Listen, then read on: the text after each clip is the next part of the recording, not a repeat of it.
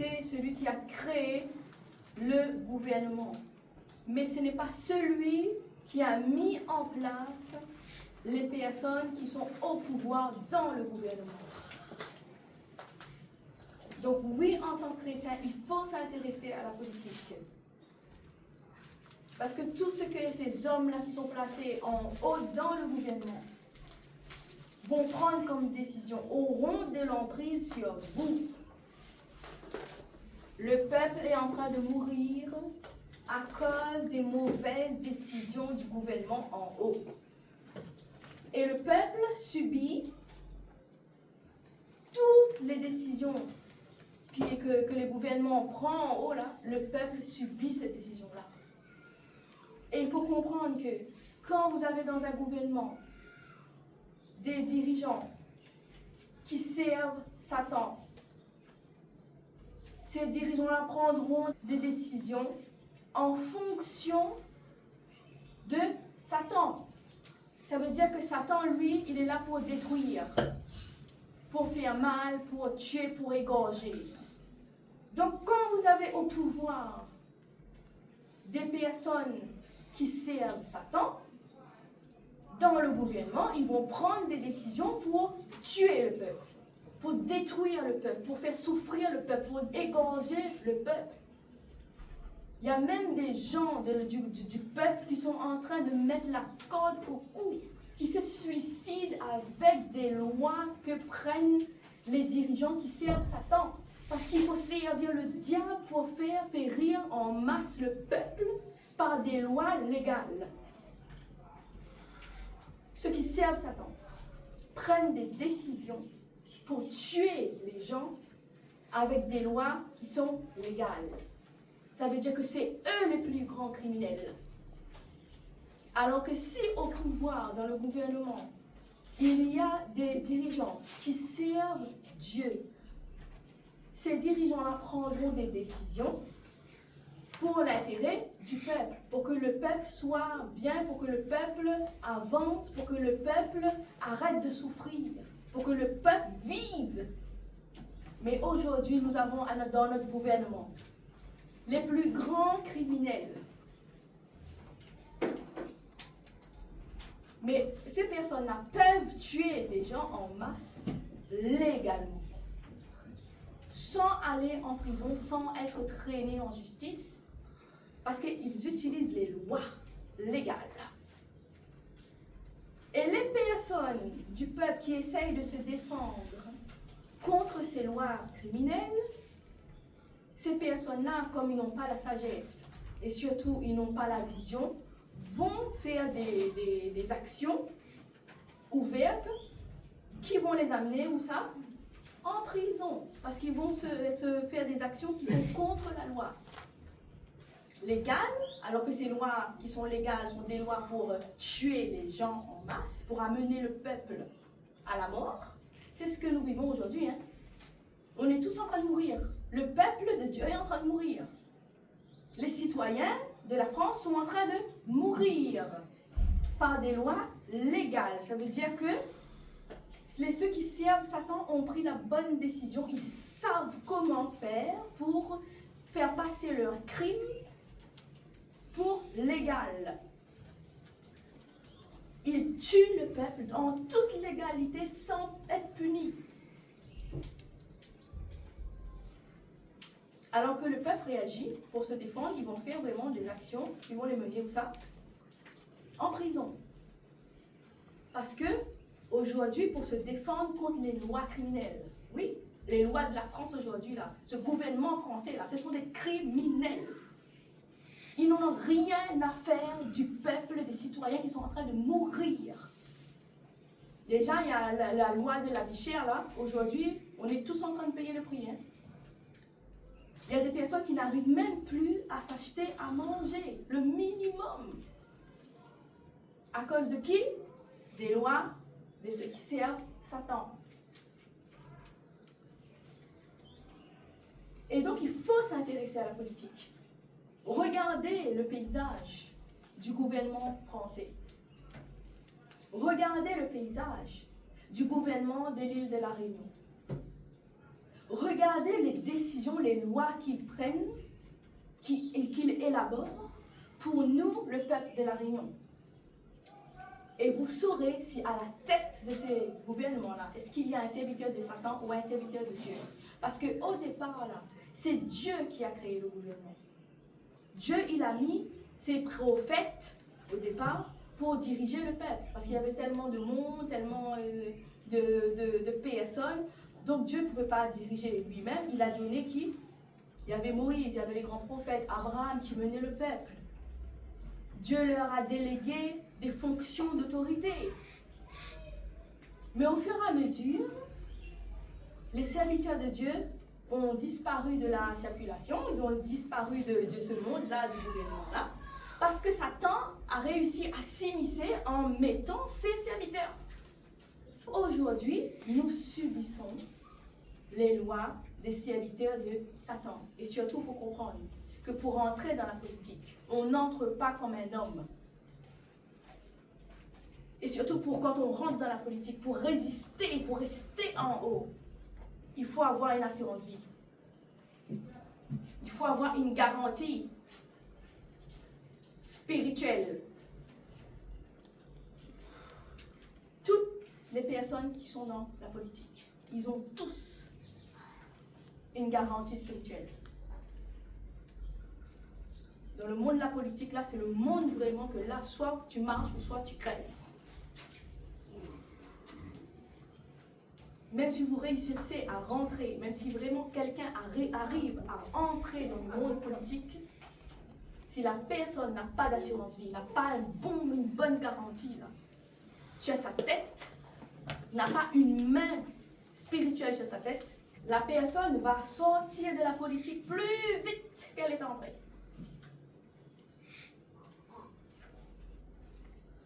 Personne ne résiste dans la politique sans le spirituel. Donc toutes les personnes qui veulent entrer dans la politique, il faut savoir avec qui vous marchez. Il faut savoir avec qui vous marchez. Quelle est cette main sur votre tête qui vous garantit, surtout qui garantit votre vie?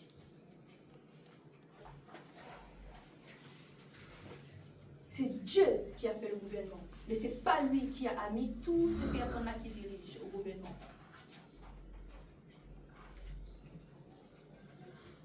Et tout ça pourquoi? Pour quelle raison? Parce que les enfants de Dieu ne prennent pas leur place.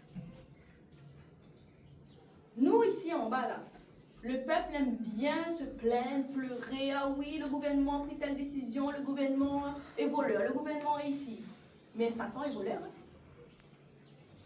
Vous savez, ceux qui se ressemblent s'assemblent. Si au gouvernement, vous avez des serviteurs de Satan, c'est sûr que ces serviteurs-là vont vous voler, mais légalement. Ils volent le peuple. Le gouvernement vole le peuple légalement.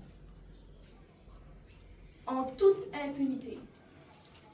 Mais vous, là, le peuple, qui essayez de contester là, c'est vous qui allez finir en prison. Les vrais criminels se trouvent dans le gouvernement. Vous savez, toutes les personnes qui sont en prison là, ce sont des personnes qui n'ont pas eu la sagesse de régler le problème avec Dieu. Ces personnes-là sont parties régler le problème avec leur propre volonté, avec leur propre force, sans consulter Dieu. Et c'est pour ça qu'ils finissent en prison. Mais ce que je peux vous dire là, c'est que les personnes qui sont en prison là, la plupart ce sont des personnes qui sont innocentes. Sauf qu'ils n'ont pas eu de sagesse. Et surtout parce qu'ils n'avaient pas le Saint-Esprit. Ils n'ont pas écouté le Saint-Esprit parce qu'ils n'ont pas le Saint-Esprit. Si on veut régler un problème avec un gouvernement là, il faut avoir l'Esprit de Dieu. Il faut avoir les conseils de sagesse de Dieu pour ne pas finir en prison. Parce qu'aujourd'hui, la personne qui ose ouvrir sa bouche pour contredire le gouvernement, il finit où ça? Elle finit en prison. Et aujourd'hui, ce gouvernement-là est en train d'instaurer la dictature de Satan. La dictature de Satan.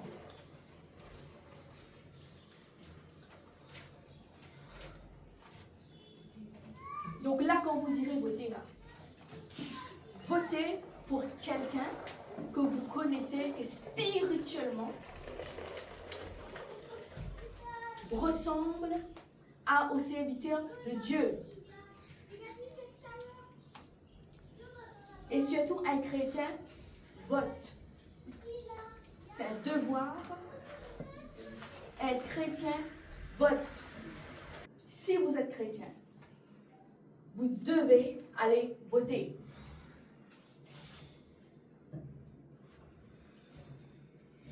Le chrétien qui ne vote pas ne fait pas ses responsabilités au vis-à-vis de Dieu. Le chrétien qui ne vote pas n'honore pas Dieu. Le vote est un droit et c'est un devoir pour Dieu. Allez voter.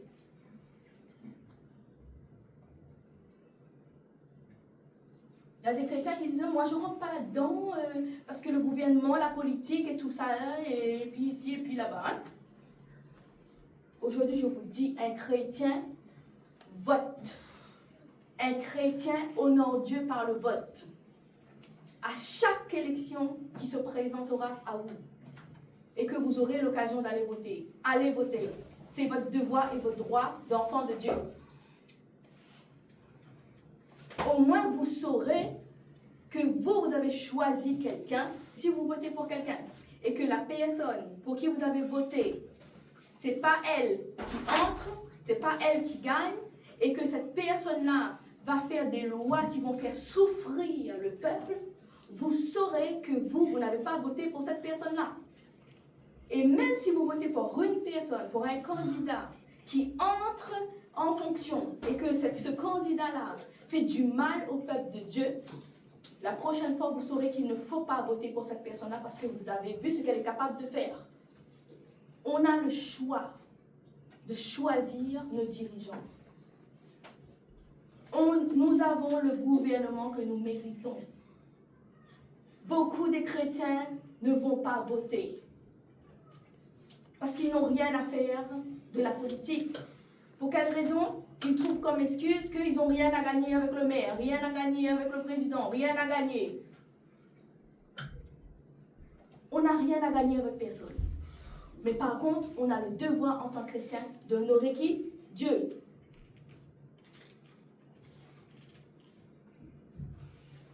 Déjà, nous chrétiens, nous n'avons rien à attendre de quelqu'un. Nous n'avons rien à attendre du maire. Nous n'avons rien à attendre du président. Nous avons tout à attendre de Dieu. Mais nous devons quand même, puisque nous habitons sur la terre et que dans notre pays, on a l'élection, on doit quand même participer au nom de Dieu. Donc à partir d'aujourd'hui, les personnes qui ne votaient pas, déjà allez vous inscrire sur la liste électorale pour ceux qui ne sont pas inscrits sur la liste électorale. Pour quelle raison? Parce qu'ils n'ont rien à faire de la politique. Il y en a, ils n'ont jamais, mais jamais voté de leur vie. Ils ont 30 ans, 40 ans, 50 ans, jamais. Parce qu'ils n'ont rien à foutre de la politique. Celui qui ne vote pas n'honore pas Dieu. Même si le candidat qui rentre là en fonction, là, ce n'est pas le candidat de votre choix, mais moi vous avez choisi, vous avez voté en votre âme et conscience.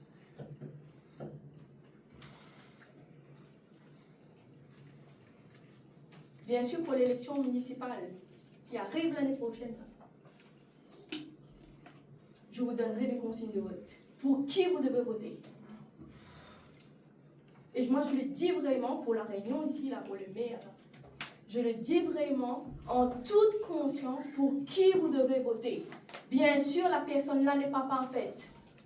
Elle a des défauts. Mais il faut bien choisir un candidat qui rapproche plus, que son programme se rapproche plus de la volonté de Dieu. Après, si la personne est un menteur, s'il nous donne un programme et qu'après il ne respecte pas, c'est son problème vis-à-vis de Dieu. Mais au moins, nous, on vote pour un programme, on ne vote pas pour la personne. Mais nous n'avons rien à attendre d'un maire. Parce que le maire n'est pas Dieu. C'est Dieu qui nous donnera ce dont nous avons besoin. Jusqu'ici, le maire ne nous a rien donné. Que vous votiez ou pas du tout. Alors nous n'avons rien à attendre du maire.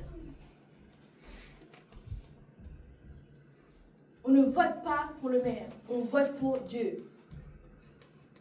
Donc chrétiens là, le jour de l'élection, tous, où ça? À la mairie annexe, l'école, tout, allez voter.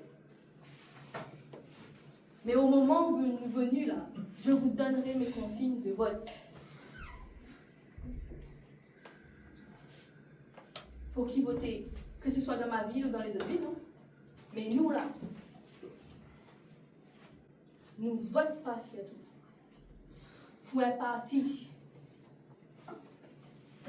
Droite ou gauche. Tu comprends ce que je veux dire là? Nous chrétiens, on ne vote pas pour un parti de droite, de gauche, le centre, le milieu, le nord, le ouest, le sud, le ici. Le cœur, le rose, le flair, le canard, le poule. Nous, on ne vote pas pour ça. On vote pour un programme qui va soulager le peuple. Dieu n'a rien à faire que les candidats soient de droite, soit de gauche, soit au centre, soit au milieu, soit derrière, soit à gauche, à droite. Dieu n'a rien à faire de quel côté se trouvent les candidats. Nous, en tant que chrétiens, on vote pour un programme qui se rapproche le plus de Dieu et qui va soulager le peuple. Ça, c'est notre droit et notre devoir pour honorer notre Dieu.